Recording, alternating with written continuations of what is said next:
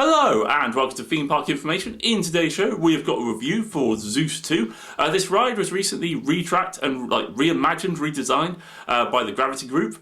They kind of redid most of the middle section, redid a tunnel and some stuff towards the end of the ride. They also gave it new trains with a really interesting feature that the last car effectively faces backwards. So at the very back of the ride you now face backwards. A really interesting experience. This ride kind of is both amazing and quite average. It really depends where you sit.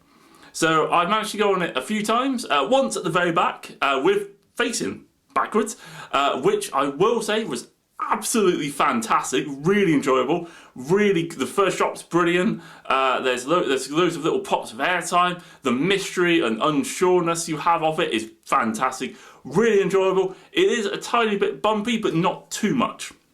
Very rideable.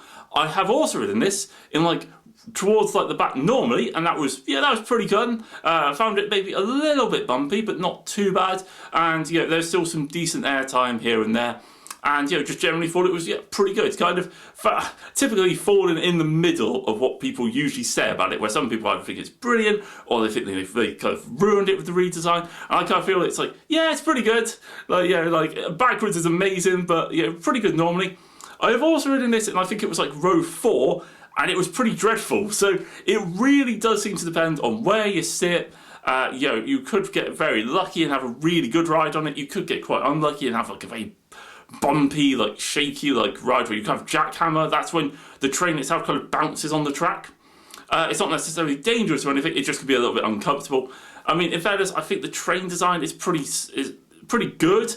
I quite like the Timberliner trains. I tend to find them really comfortable. They have good padding. Yeah, they kind of have a bit of a bulky, that bar, but I tend to find it kind of means you'd have a seat belt, and if you are able to get a bit of space with it, they don't tend to descend during the ride, so they are good. I think the ride layout is really strong. I actually do really like what the Gravity Group did. It has effectively a 90-degree wave turn, where effectively without turning it kind of just continues straight and then banks to 90 degrees and then drops down.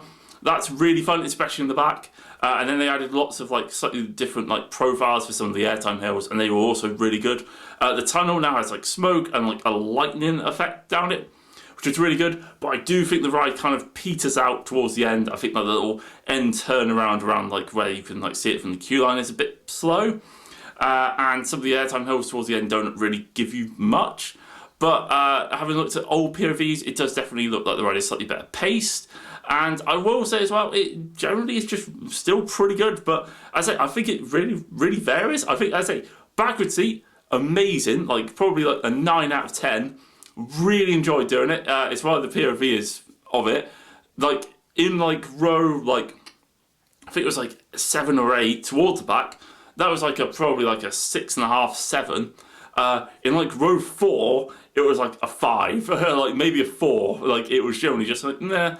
I mean, as I say, once again, the operations for the coaster, everything at Parc Asterix, was really good.